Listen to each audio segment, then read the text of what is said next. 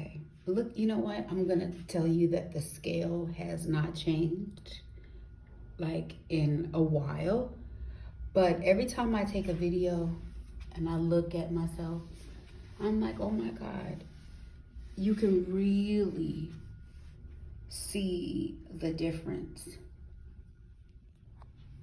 even though the scale isn't moving. I look so much better in my clothes, and I feel good.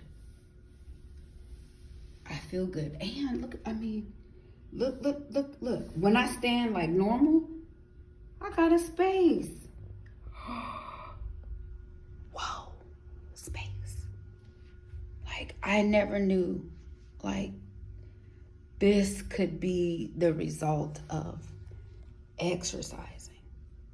Like, wow. Yes, I have saggy skin on my thighs, and my stomach is saggy, and I have stretch marks, but I mean, for the most part,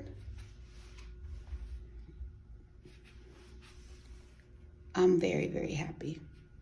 And I still have a ways to go. So hang in there, ladies. I'm proof that even at 42, that you can do it.